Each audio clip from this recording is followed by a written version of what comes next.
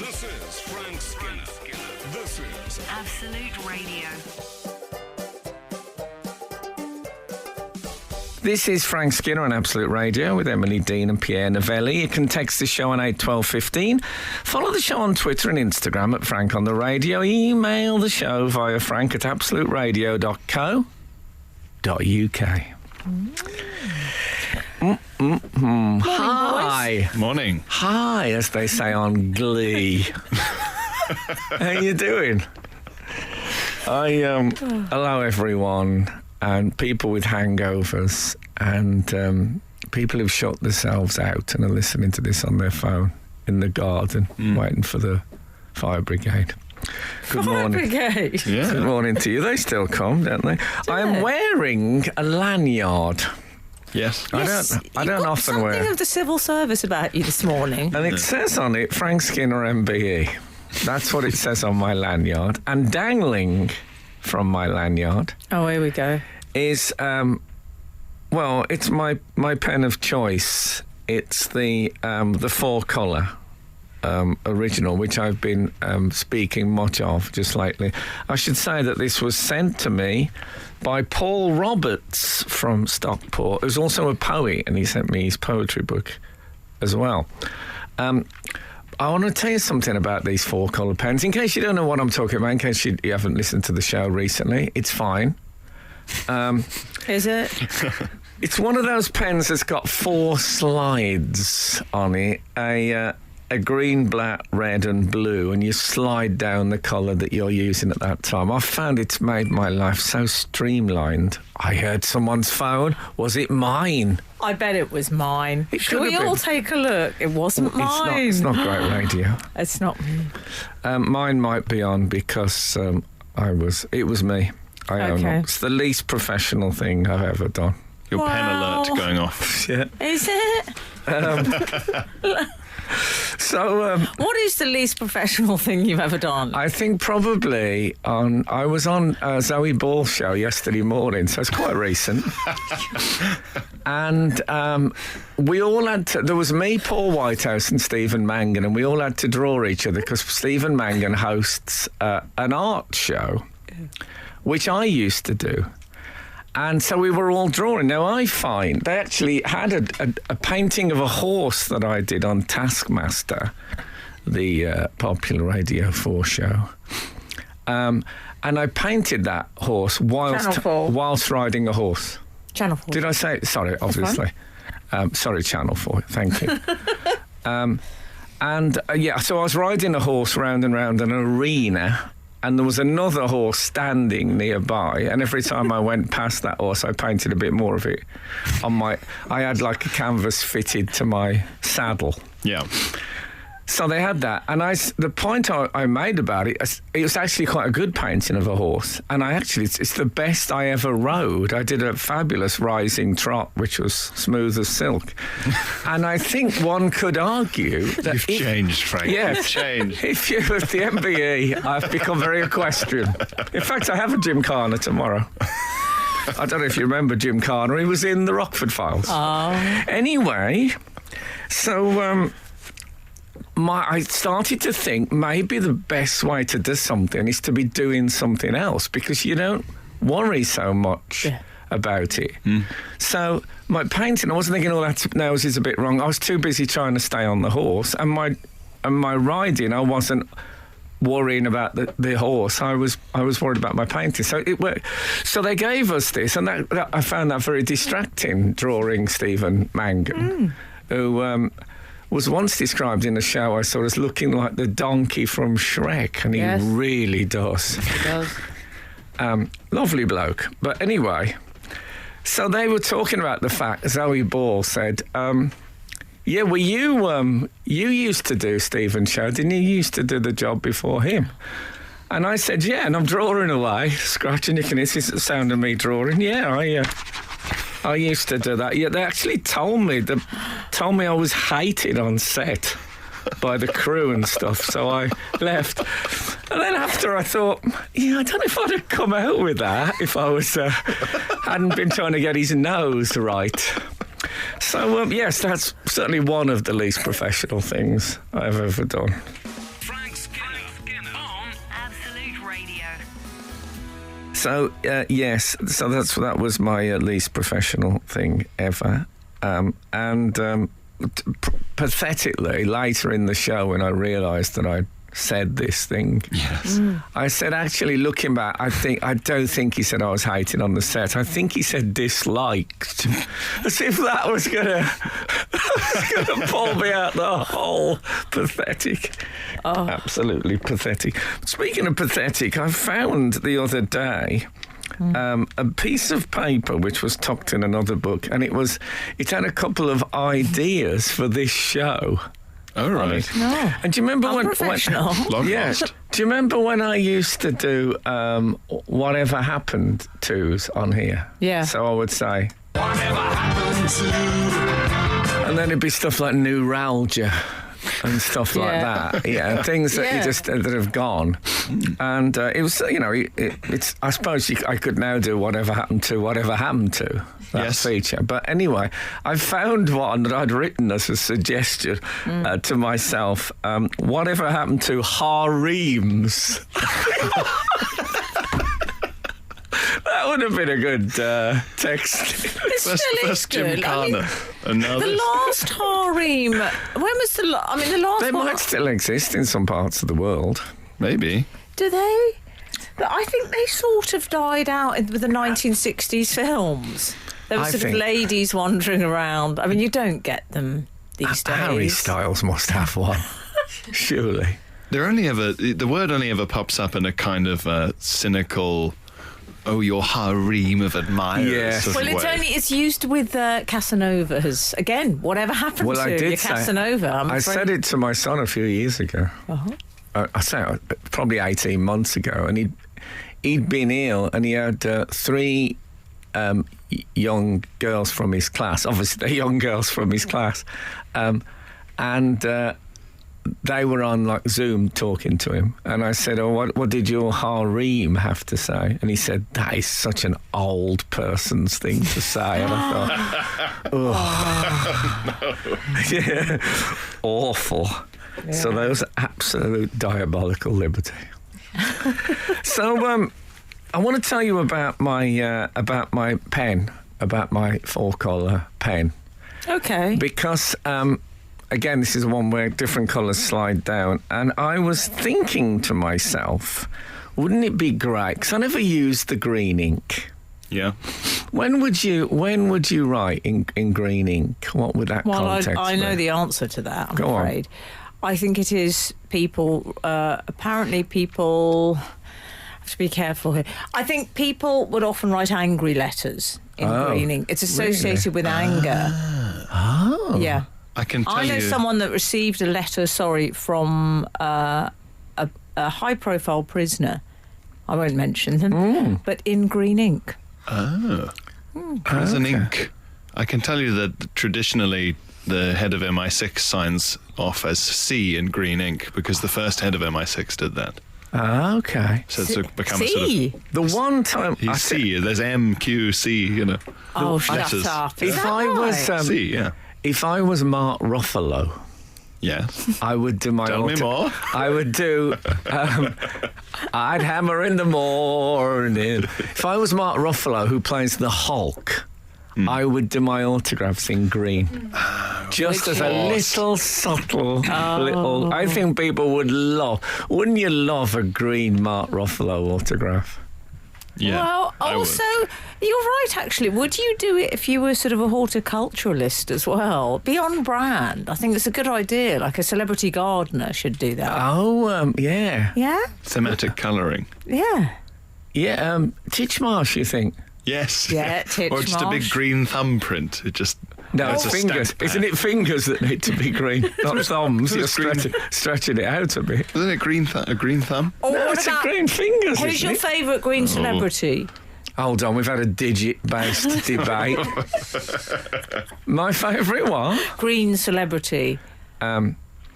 Kermit. I've got to go giant. Come on, the corn giant. Oh, Yes, he's got a certain charisma. I've always had he's a bit of an obscure crush of mine. the Johnny Green Giant. Yes. Yeah, don't fall for that jolly thing. I've heard he's hated on set. Frank Skinner, Absolute Radio.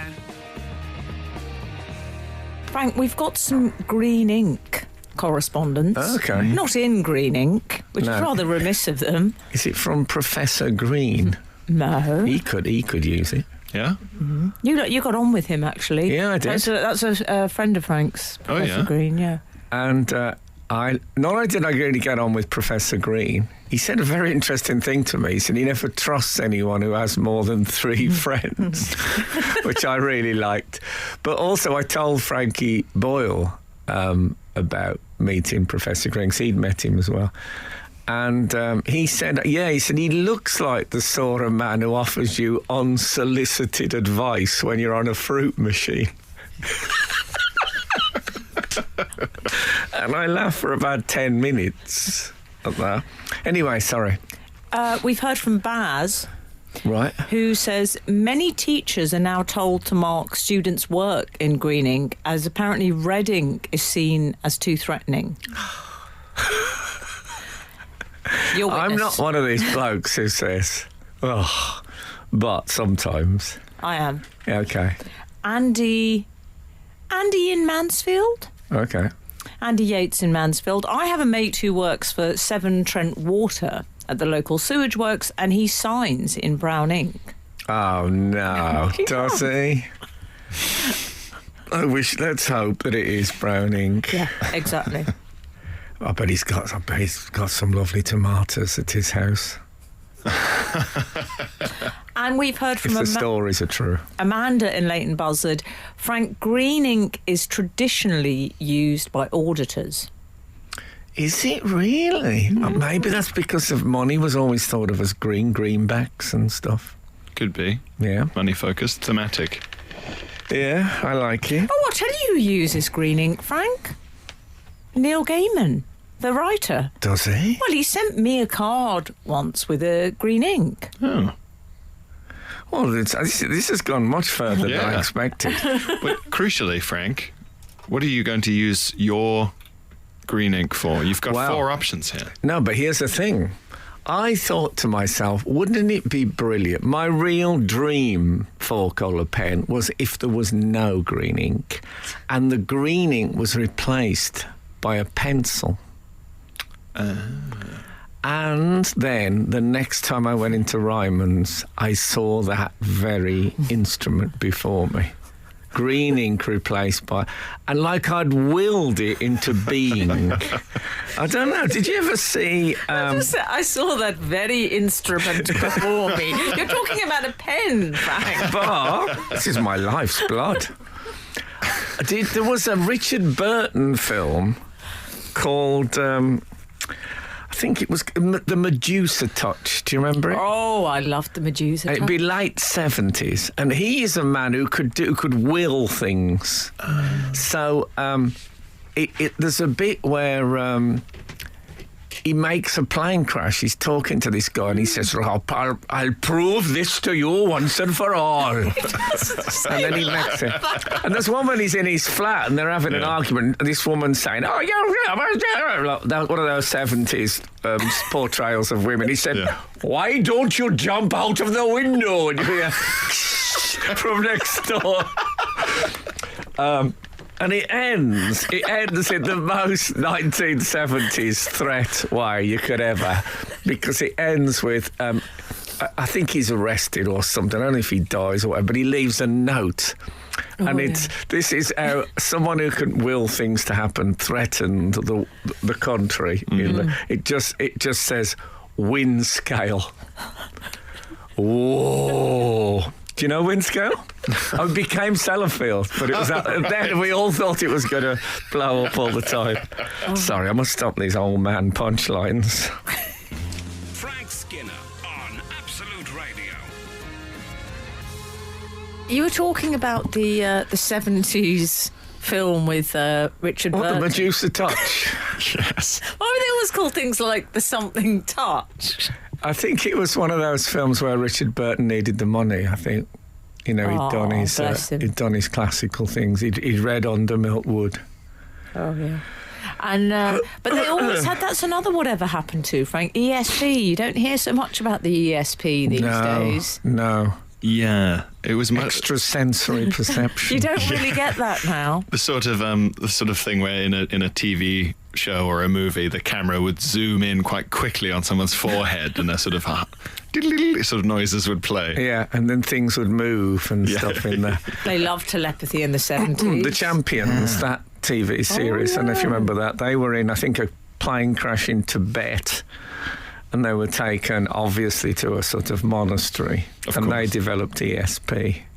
Yeah. So, meanwhile, over I tell you, that programme, what they loved in that programme, What's the this, the people who made the Champions, and there was a woman in it who, as a child, I thought was the most beautiful woman ever. And you know, when you go back and watch people who you had a crush on when you were a kid and think, oh, it didn't happen with her. She still looked absolutely amazing. Mine were cancelled, I'm afraid. But what they really loved, the Champions, the people who made it, was that big fountain in... where is it in Switzerland? Is it Grenoble? It's not Grenoble. There's that big high jet squirted out of the sea. Oh, yes. I've seen it Not live. Lausanne or one of those, but anyway, yeah. They had that on every possible shot they could do. They were so pleased. They thought people will love this, like a big squirt of water. Again, in those days, that was a spectacle. That was enough. Yeah. We're still getting some insight into the usage of green ink. Wow. Yeah. Dave in Sunbury. Morning, team. Back in the day, bank branch inspectors used green ink. Staff lived in fear of their visits and were forbidden to use green ink in any way. It's interesting because there's people in some authority were using it then. Yeah. It seems like it was the colour of choice for scrawling words like unacceptable over a paragraph of text. Well, I was watching the football at the weekend and Manchester United. I was watching a bit of Manchester United and Eric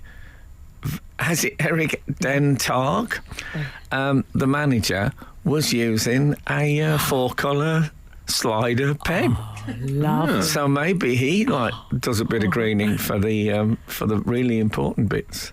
Yeah. But yeah, I was very excited to see that being used. He'd be a nice friend for you, Frank. But it all ended disastrously because I was reading a book yesterday and I do a lot of marginalia.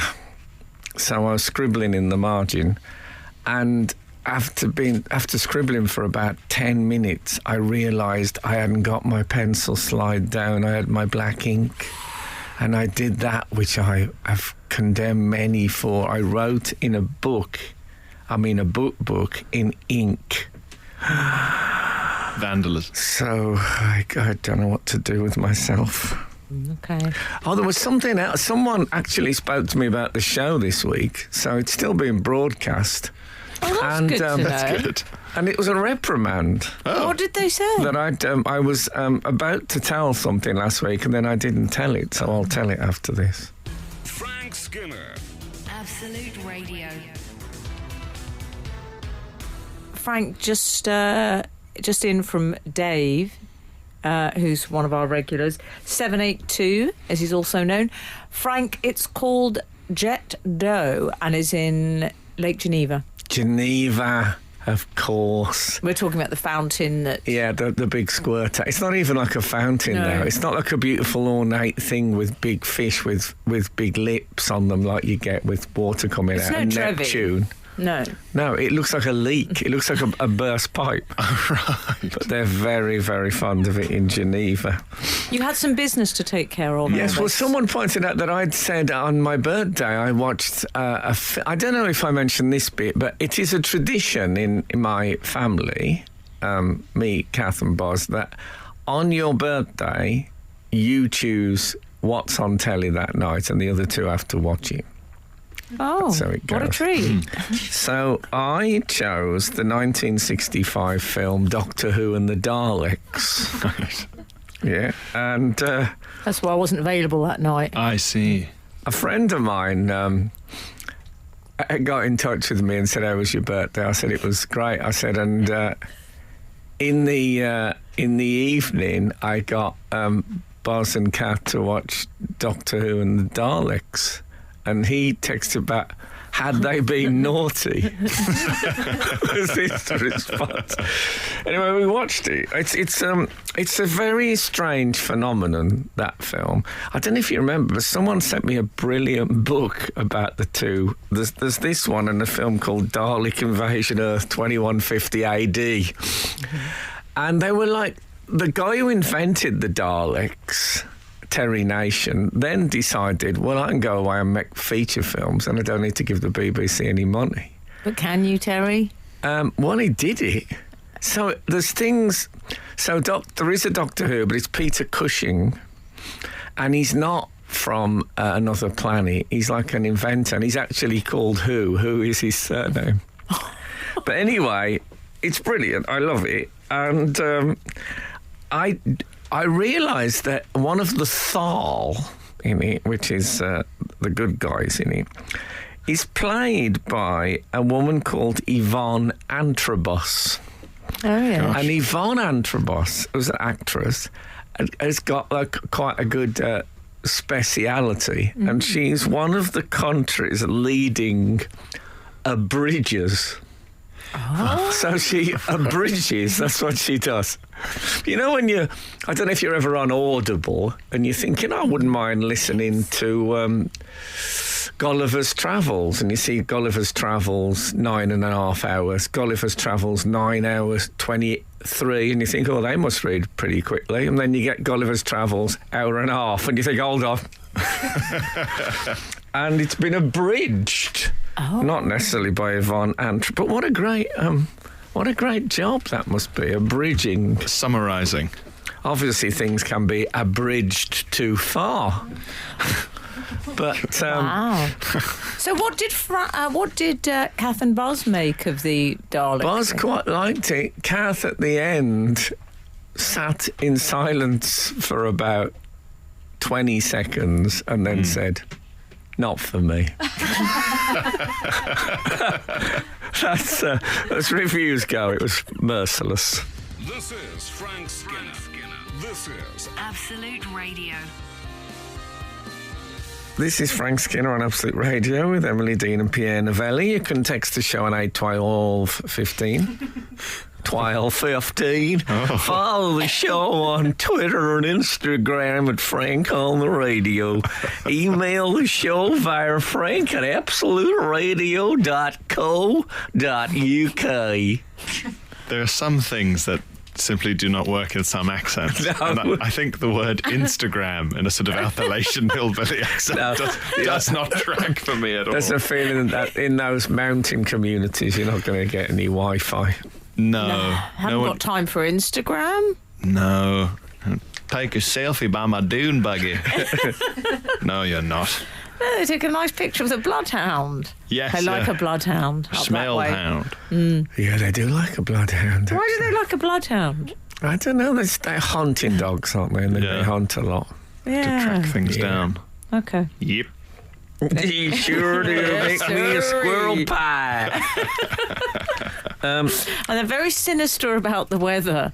The weather's a sinister beast, isn't Yes, it? that's right. Storms are coming. Yeah, Sinister. I was driving in Mississippi once, and I accidentally drove into a small community. I went up this wrong side road thing. Oh, Gulliver's Travel. And yeah, and there was probably about 5 or 6 shacks, and people came out, and I honestly thought, I'm not going to talk. I'm just going to turn around and get out of as fast as possible.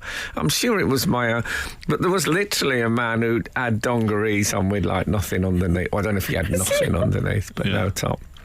And I was afraid. Was he like the grandpa figure in Starsky No, he and was a Hutch?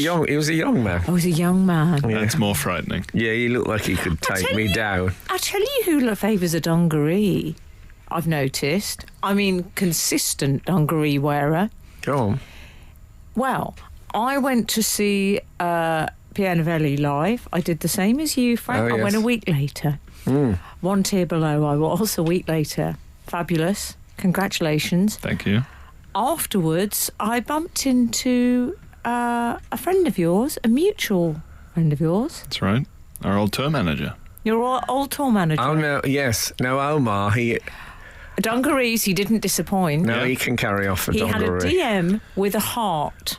Yes, I Tom. remember those DMs. Have you come across them before? Oh, certainly. Oh, yeah. Okay. They He were sends source his of best, comment. Frank. Yes. No, he's a very flashy dresser and a fabulous human being, I would Yes, say. he's charming. Consistent dungaree sounds like the name of a sort of guitar-playing nun or something. A kind of I think old blues icon. Sir Geoffrey Consistent Dungaree could be in a Oscar Wilde short story. Yes, yeah. That's what I think. Where were we? What about Outsidey Worldy? Okay. Okay. We've got... Well, I have to say, Frank, I know you don't like to boast. It's not your way, really, is it? I'm not. It's interesting. I was watching a documentary about Scottish poetry, and presented by a woman called Jackie Kay. I don't know if you've seen her as a poet, and she is her parentage is Nigerian, and she has grown up in Scotland, so she's Scottish. And the woman who she was interviewing started saying, "We know, Jackie, you're a major influence on young Scottish poets. We look up to you." And this woman was talking. I was waiting for Jackie to interrupt, but she didn't. Oh, really? And she just kept going.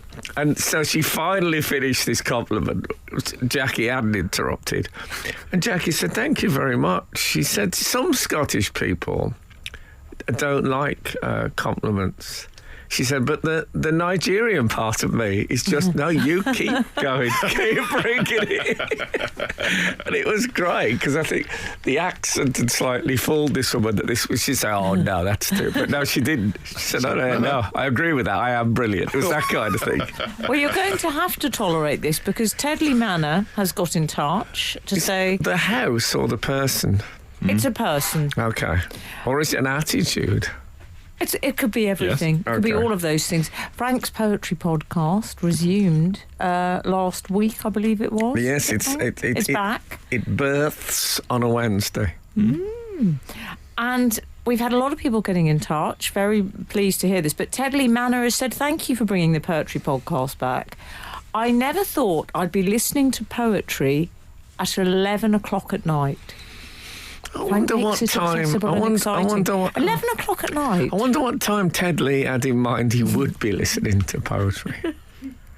Poetry feels like a sort of 11 a.m.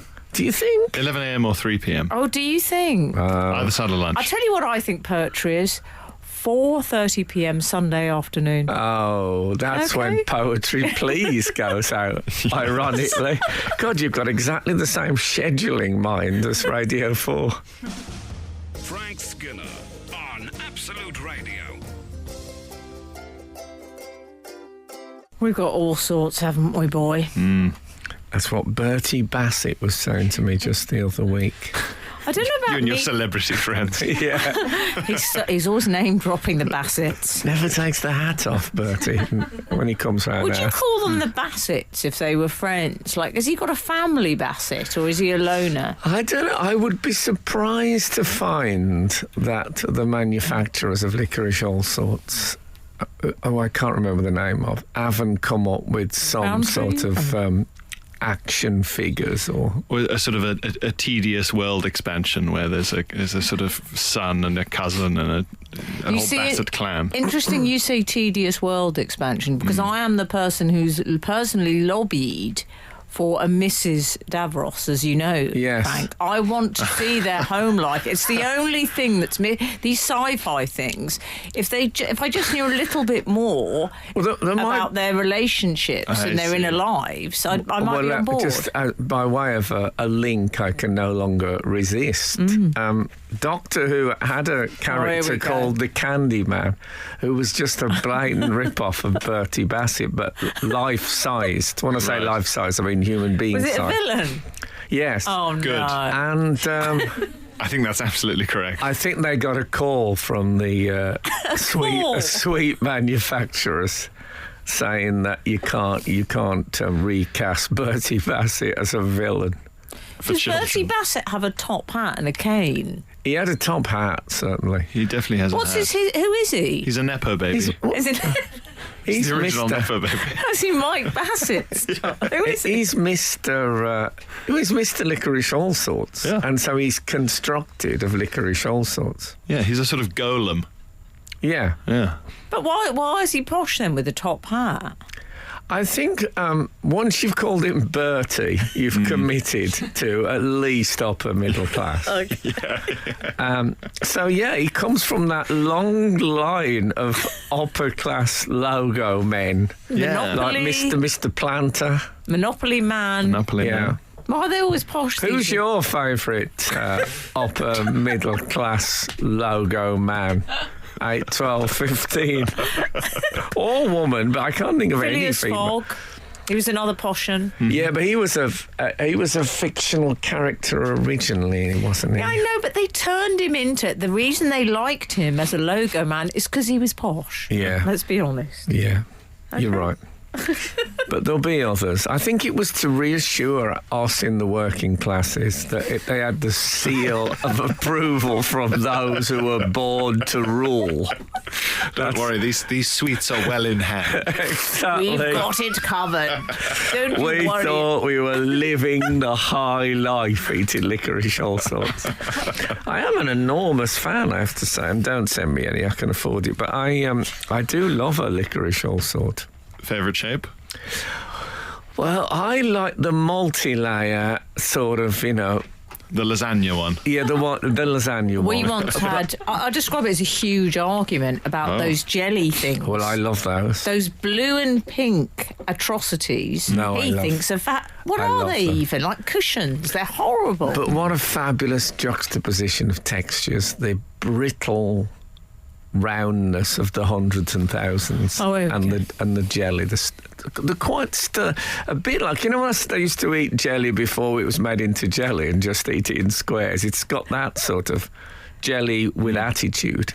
it's a weird Mrs. Slocum hat. I don't like it. Masculine. I don't know. I was going to say masculine jelly, but I don't want that. If anyone just turns on and hears that, I'll just turn off again.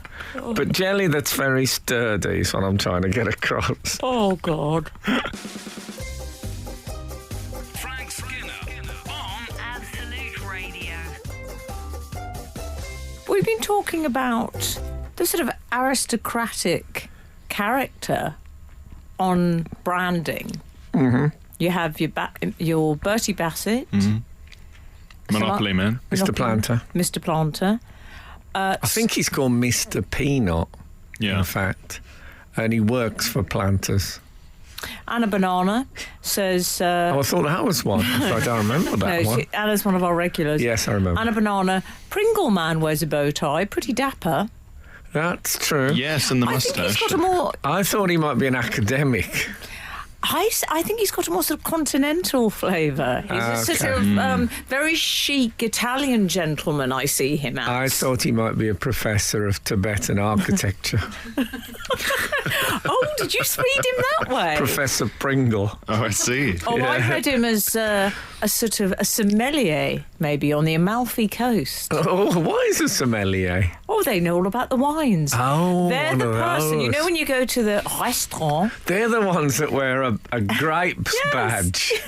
That's crazy. they're That's the really ones. reducing their job to the absolute basics. But what happens is that, and also it's a terrible faux pas, which I've done this before. If the sommelier approaches, and usually looking like someone, the Pringle Man, and you say, as I did once, "Oh, could I have a Diet Coke, please?" You can't Oh, do really? that. That's not his remit. Did they tap the That's not- grapes badge? Yeah. Luckily, I was wearing my Jester's Bells badge, and he realised I was not to be taken seriously. That's the worst thing you can do. The waiter came in who had a cowering man badge to suggest civility. We should all wear badges that break our trades down to the absolute basics. Of what The they most are. insulting. I mean, a wine expert with a grapes badge, that really is going to Also- the core of the business. It's a strange job, isn't it, the sommelier? Because they're sort of a strange part of the show. They're on every night, but at odd intervals. Well, my problem, on the occasions I've been in those places, of course, I don't drink, so they come over and I just say, and they go away, really slight disapproval. Yes. To hell with them. I'm not in the... No, I don't want any grapes. That's what I should say. I couldn't eat a grape now. No, honestly, I don't want a grape. Yeah. No, I'm a member of the Grapes fan club. Oh. Weird. What, with pips or Sol's pips? Sorry? I was just going to say, we've also had this in us interesting, potentially controversial choice, but I like it. See what you and Pierre think. Traditionally not middle class, but Birdseye have turned the captain into a smouldering IPA drinking... It's just disappeared off my screen, I do apologise. Smouldering IPA drinking, high-end thread-wearing silver fox. I have photographic evidence. But still nautical. Nautical, but he does look like a sort of an Armani captain now. Yeah. Have you seen the refurb? I'm just looking at him now, and I would say he looks recreationally nautical as opposed to sincerely. It's like he's a yacht captain, right? He's not military anymore. He looks Gratin catalogue nautical. Oh. What he looks is fabulous. Has he been on the nautical step? He's had a fabulous rebrand. Oh, I don't want that from Captain Birdseye. What I want is little bits of cod amidst the whiskers. That's what I want from... What I want is an answer as to how on earth he claims to provide peas. He's a man of the sea. Birdseye peas. Yes, from where? Whence the peas, Captain? You're so right. Now you've heard of sea peas, surely. And potato waffles. He's got no business dabbling in those. For me... keep it simple. Yeah. The potato waffles, they'll always be on the premises of Birdseye, though, because of their fabulous... Do you remember the song? Yeah. Birdseye potato waffles, they're waffly versatile. Versatile? But waffly. Hey, what do you mean? It reminds me of when... what was he called? Gary Bushell. He wrote in the Times a review of the adaptation of Charles Dickens's Martin Chuzzlewit, in which he said too much chuzzle and not enough wit. And I thought, what's happening? He obviously really enjoyed the phrase and not enough wit. He was prepared to sell his soul and say that there was too much chuzzle. I don't think so, Gary. Frank Skinner. Absolute Radio. Now, I have a question for Pierre. Go on. And I don't know if this is fair that I should ask Pierre, but I'm doing it as a sort of a link. And it's something that me and Emily were discussing. And then I said we can ask Pierre because he's got inside information. And it's a question, it's based around your close friendship with the comedian Phil Wang. Yes. Now, Phil Wang... Yes. He hosts, if I can use that word of something so brief, he hosts a sort of an advert on the BBC. Oh, this. And I thought, if one writes in or does, could I be sitting playing cribbage in EastEnders? Or not necessarily me, but anyway, does one actually win a part in a show? Or am I photoshopped into a still? Is it a CGI thing? This is what we can't establish. Is it real? You're real, you're in it. You actually Really? get to be in a BBC production. Yes, the recent burst of those adverts or promotional materials include the very footage of some of the winners so far. I hadn't gathered. I can't think of anything ever broadcast on television which I've understood less than that. I think how do you get it? What is it? I mean, if you can't answer those two things about a competition, is it even a competition? We should establish we're Yes. big Wang fans. I'm not. I We mean, love you know, Wang. we've all We got to eat. I'm just saying, I really don't know what's on offer. How do I get it? You write in about how much you love some show and what you want or something. Or it's all about appreciating You're the having BBC. to be Oh, the okay. representative for the competition. I'm his second. But I'm we trying don't- to help out because some Yeah. people, I suspect people aren't writing so they don't only to say what's going on. It's unlike you to give unsolicited advice, though. I'm not offering it. I'm just saying if you want to make a success of this thing, let's tell us what's happening. But I can say if you look it up, there's already footage of happy viewers being extras in their various shows.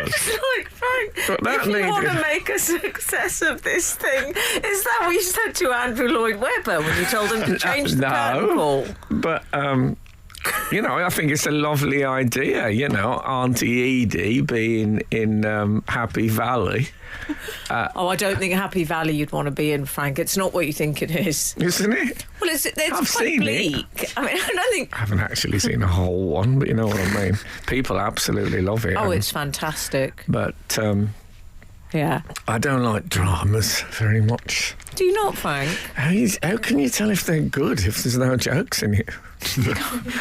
It's people talking. I think if people talking, I can get to the shop. My brother-in-law will never speak to me again after that. No, I'm sure. Obviously, people do love Happy Valley, and it must be It's amazing. fantastic. But could I be in it as someone who was like trapped in a lift with Yeah. Sarah Lancashire? Yes. Could Well, you? that could happen. Yes, I think Could so. you? And what do I have to do? Just write in and say I really like this show. There's a sort of raffle aspect to it, I think. I don't want to be an extra. We're not- I want not- a proper speaker. no, proper part. no talking aloud, I'm afraid. Oh, I don't. No, I have no. to. Are we? Wow. No talking. So, how do you get in the Tom Bowley? You have to write in a letter and say I Sort of love it. submit your request. I God, think. it's on a program where we disapprove of praise to be actually soliciting it. Come on, you're better than that, guys.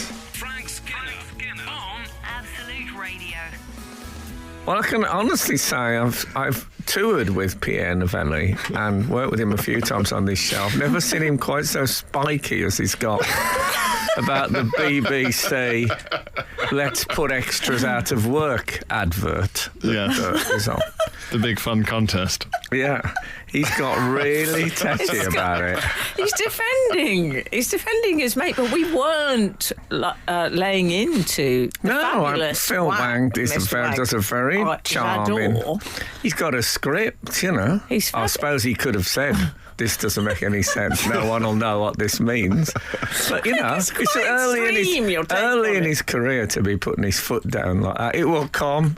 It will come. It will surely come. The ability to make demands. To say, would it help? Can't you help hear if me this made saying? sense? Well, do you think it would help at all if people could actually understand this? Hating on the set, of course. That's what he's trying to avoid.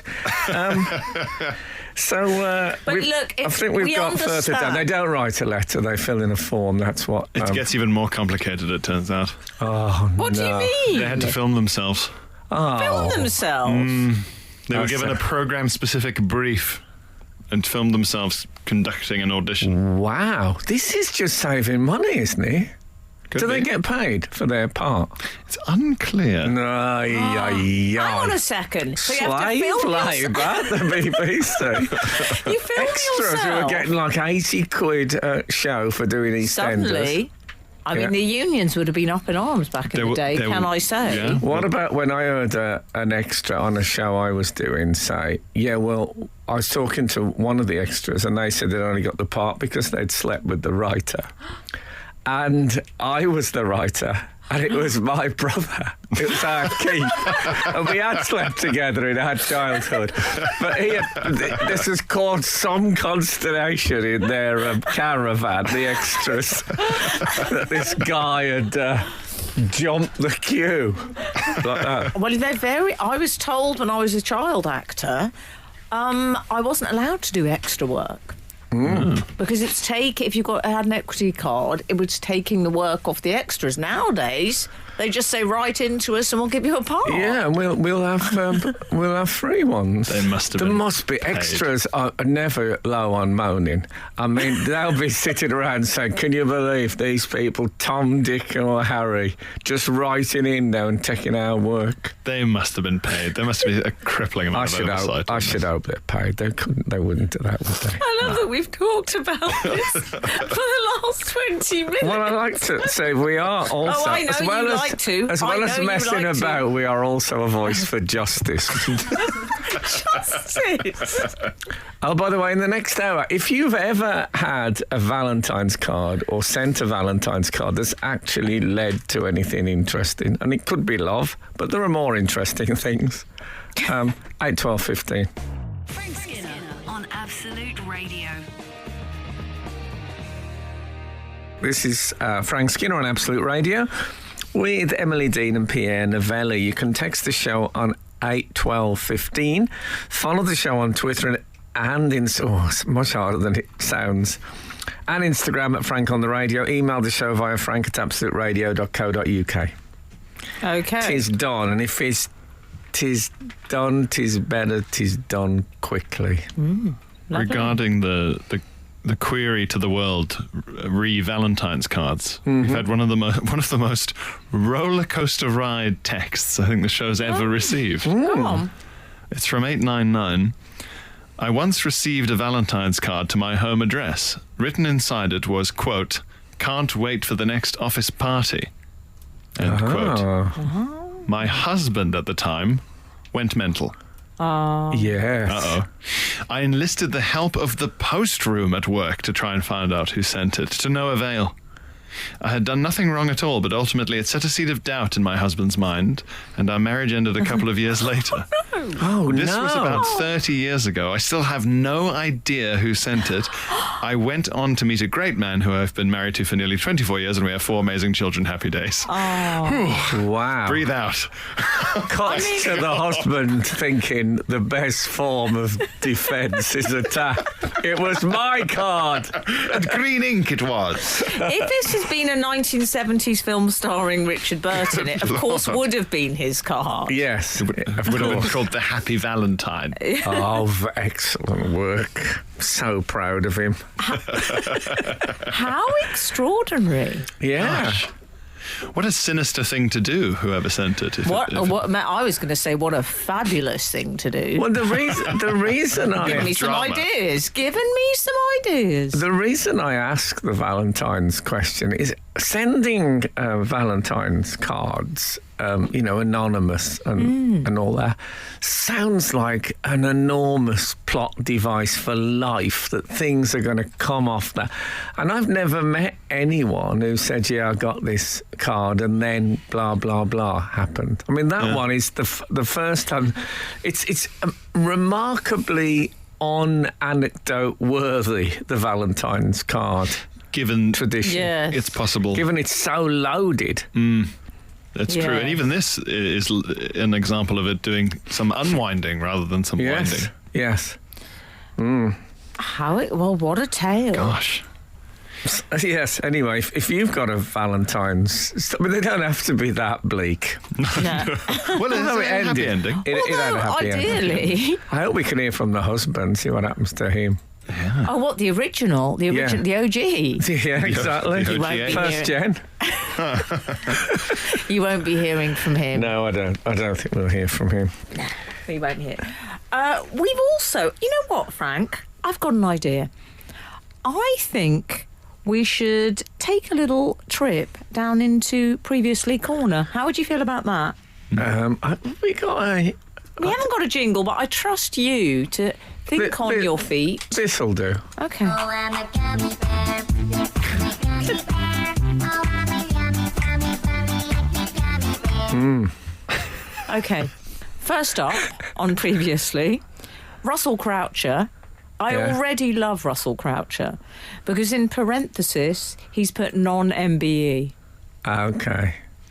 Do we all have to do that now every time we communicate? No, I just assume other people aren't, Oh my unless God. they tell me otherwise. So Russell Croucher. Morning all. I'm a couple of weeks behind on your podcasts, and Thanks. I only just heard the Cartong story. Do you want to briefly? Do you remember this, Frank? Yes, someone was in a car with a female friend, and they stopped at a car park thing when you have to get your ticket out. Yeah. And she suddenly took out I imagine them as those wooden laundry tongs. Reached through the window and took the ticket with the tongs. This is not a COVID avoidance. No. This is not being able to park close enough to the But she was machine. prepared, which astonished all of us. You see, I was imagining more sort of bacon or sausage barbecue tongs. Yes. Oh, okay. I wish they were like that. Well, they could have been. We never cleared up what No. the tongs were like, but the fact that they were there for that Yeah. purpose, it wasn't coincidental. In the pocket of the door. Did you have any in mind? Hair tongs or? I went No. straight to barbecues in Yeah, my he mind, was as I barbecues often as do. well. Yeah, Okay. yeah, he's going to think barbecue straight away. Do you know?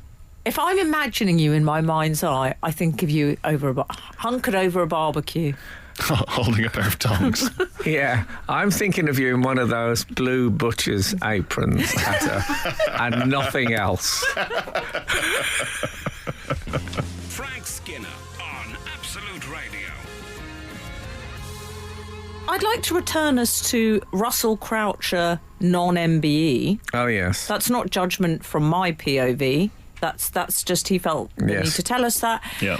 He's taking us back to Cartongs, which we Yeah. discussed on this very show. If only he was called Gordon. It could be Gordon of Cartongs. I worked in the car industry for McLaren Special Operations. Oh, okay. I like this. It sounds quite Stingray. It does a bit. Anything special operations I'm in, I'm just an old man, Commander. I see silver face paint. I see late 60s plastic controls. Yes. I'm in. We once had a client with a McLaren F1 road car, which famously has a central driving position and tiny windows, both of which make it extremely difficult to grab tickets from toll booths and car parks. Oh. The owner of this £15 million vehicle, I'm going Eccleston, but Wowee. we'll come back to that. I didn't It's know got to there be was. I Eccleston. didn't know there was a vehicle that was worth Had that. the solution, a humble litter picker in the car. You don't want that in your £1 million, 15 million. 15 million. £15 million car. Can you Hey, imagine get in, baby. Oh, don't sit on my litter picker. Not yet. What, Oh my actual God. Oh, sorry. but what if you could use it to demonstrate a community mindset? You could say, yes, I have a £15 million car, but I Do you know care what? about the local Yeah. wildlife, so I pick up stray bags. and- I would find Yeah. that it would instantly mean I was going to leave theirs at 9:30 that evening Okay. without calling again. And I tell you why. It implies a pettiness that I Okay. wouldn't really get me in the mood. See, for me, it's attention to detail. It's true. But given Also, you could say I've got 2 kids, and sometimes when they're in the backseat, they need sort of temporary throttling. But I the sort of can't. robot claw, like Inspector Gadget. But that's the problem, Pierre. I couldn't picture that person as someone who would be able to have a wild night of abandon if they're saying, "Excuse me, let me just get my litter picker." Yes. Yeah. It's something. How about this? This car's worth 15 million, but it still requires a litter picker to function. Get a 10 million pound car, spend 5 million pounds sort of having someone whose job is to be strapped to the roof or I was just you going know, to say, little Pierre, butler. Little actually, butler in the we've boot. assumed this is a gadget. All this person says, Russell, says they had the solution, a humble litter picker. How do we know it wasn't a man You sat could in the say- back of the car? yeah. And that was his job. Middle-aged man in a high-vis jacket and a bin liner. yes. I hope it was. No, not if he's got. I can't remember where the young woman in the car came from. Did I add her, or is she in the? No, it's not great. That I knew someone who managed John Cooper Clarke in his darker days. and he had a small house that he lived in. He'd sit and watch television, and he had a walking stick. He had no walking difficulties, but he didn't have a remote control for the telly. So he would lean and press the buttons with his walking stick to change channel. Fabulously, like Mrs. Havisham, or Miss Havisham, obviously. Sorry, I don't want to say Mrs. Havisham and area shot. That's going to cut her to the quick.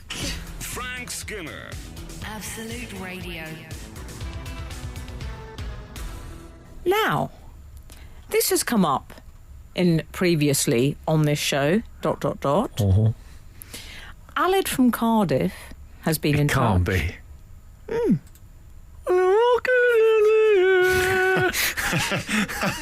I went to a party in Cardiff once, and Alan Jones just happened to be there, and I thought that's what you want, isn't Oh, and Yes. what a charming man. it? He is, yes, charming. What about when I was walking with him, Frank, and the man came up to him and he said, what do you do then? Because we were chatting, he was a bit of a major type, Labradors. And he said, oh, I do singing. And he said, oh, do you? What type? My wife's actually, she doesn't like much music. She's very into opera and classical music. Oh, well, perfect. Well, it wasn't. He didn't know. And then he got embarrassed. He would have been when he got home and realised. Well, I had him on my chat show many years ago, and whenever a guest came on, I got the band to play, the Skinnerettes, I got them to play a suitable tune. So he came on to If You Tolerate This, Then Your Children Will Be Next. Regarding snowmen. Yeah. Hi, Frank and Emily. This is Aled from Cardiff. Long-time reader, first time getting in touch. Nice. Now, Aled has attached a photo, but I will explain all. Attached is a photo of Wyn Evans, a.k.a. the Go Compare Man, Oh, yeah. who has an upcoming concert here in Cardiff. I believe his marketing team have knocked it out of the park with the subtitle. Can I tell you what they've called it? Go on. Wyn Evans. Yeah, Big what letters. I really want to hear is there was a big show that he was comparing. Then I think I know what the slogan would have been. Well, can I tell you what they've gone for? Go on. Do you want to...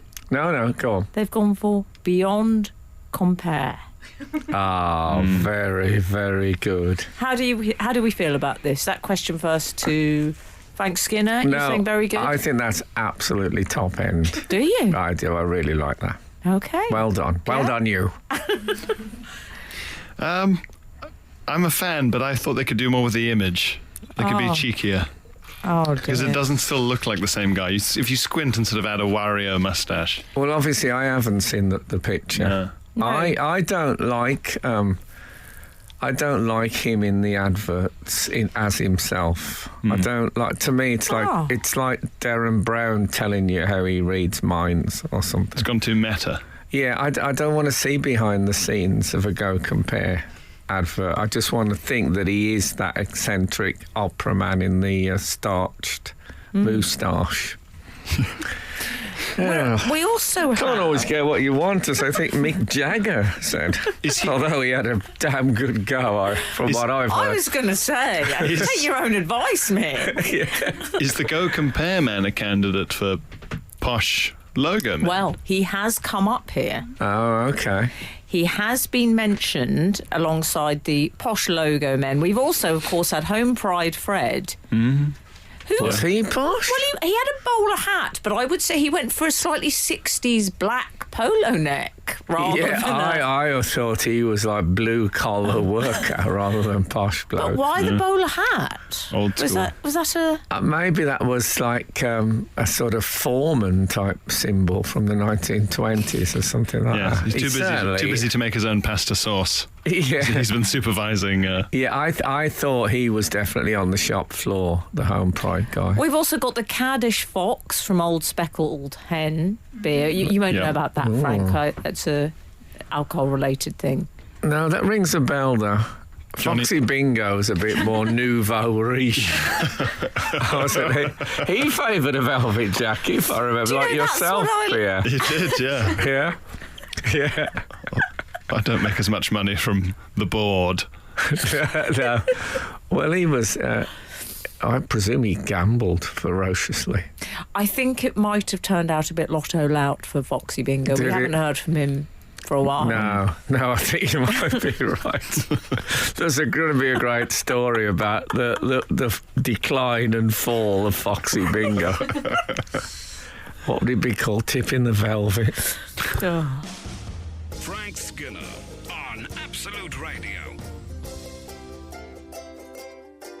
Talking about the posh logo figures, someone has submitted Mr. Soft. Now, I would say he was more of a sort of Liam and Noel Gallagher raver type gentleman. Which one is Mr. Soft? I'm thinking of the Mr. Steve Soft. Harley. He was the mint man who sort of... Do you remember him? Oh, he did soft mints. yes, did do he? you remember that No, one? he Oh. passed me by. Okay. Mr. Soft, close your eye down there, boy. It's my Steve Harley. And Bulletproof, talking about the Pringles man, who I did say was... I thought he was a sommelier on at a hotel on the Amalfi Coast, maybe. Bulletproof says, I always thought he was Italian, perhaps related to the Dolmios. But if his name is Pringle, Yeah. that doesn't suggest he's Italian, does he? It would be the sort of thing where in the Who Do You Think You Are episode, they say, of course, they changed their surname in the war Yes, of course. to avoid prejudice. Exactly. He was one of the Pringalios from Milan. Yeah, but even if you had like Italian blood and your name was Pringle, once you went on stage, once you were on the tube, so we call it, Yes. in Pringle world, you'd adopt an Italian name to hammer that home. I think that it would be difficult, though, because if I saw an Italian name on a tube of crisps, I'd be expecting that to be reflected in the flavour. Oh yeah, you're probably right. It's a tube of worms, really. We've opened here. I had eggs in purgatory last Sunday. Really? Oh, dear. All right. I wasn't in purgatory. No, I I was don't mean gonna I had say. eggs in. How was it down I was there? in Barnet. But Well, Well, yeah.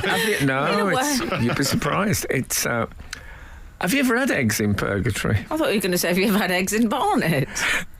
No, I haven't. What is it? It is. Is it some sort of Worcester sauce thing? No, it's eggs in sort of tomato-like squidgy tin tomato puree stuff, and they sit in their own little island. The eggs. Is And it's this- all done in a big saucepan with garlic, and it's fantastic. This is shakshuka. Isn't it? It may have an all right, Kate alternative. Bush. I believe shakshuka. I think shakshuka has more herbs than, it's one of than those. eggs in purgatory. Oh, it's one of the hippie ones. So is eggs in purgatory, is this a sort of thing where someone went abroad and had shakshuka and went, well, Well, we look, must I didn't simplify. ask for it. Some origin must simplify story. I this. just Well, ate you it. shouldn't be with Pierre then. He will Tremendously. It's tremendously nice. That's all I can say. If you ever want to try Was it it? at home. Yeah, but you've got quite odd taste in food, Frank. Oh, it's lovely. Though. Frank, may I just throw into the mix from Josh Jeffrey? Do you think Little Mix and the people that work for them call the band The Mix? No. Okay. Josh Jeffrey has put forward Johnny Walker Yes. for the Posh Man. The Yeah. logo has actually got a name. It's called Striding Man. Is it And as really? Josh has pointed out, in the olden days, Striding Man had a monocle, but doesn't anymore. Doesn't Laser he? eye surgery, I suspect. Oh, it's dropped his monocle. Yeah. Does he still say, afore ye go? Does he still say that? Because what did that takes a bit of unpacking. What's he saying there? Do you have a whiskey afore ye go? Yeah, a wee dram. I wonder if Or he's is it someone saying, and afore ye go, don't ever come here drunk again? And he's not striding, but stumbling. Oh, he's slipping. Slipping on his own vomit. Sliding man. Frank Skinner on Absolute Radio. What about this. We were talking about Foxy Bingo earlier, who I believe you described as nouveau riche. That's what he strikes me as such. Yes. 346 has put forward the fox in the Fox's Glacier Mints advert always wore a different hat, if I remember correctly. Was he a bit fancy? Did he? I don't remember that. I think of him as bar tat, as they say in Yorkshire. What does that mean? Bareheaded. You know, on Ilkley Moor bar tat. Oh, lovely, yes. And then the 331, the Pringles man socioeconomic status is unconfirmed. Yes. But I can't... I mean, why would he be on the tube if he's got money? A lot of people have asked that about me, of course. It's called miserliness.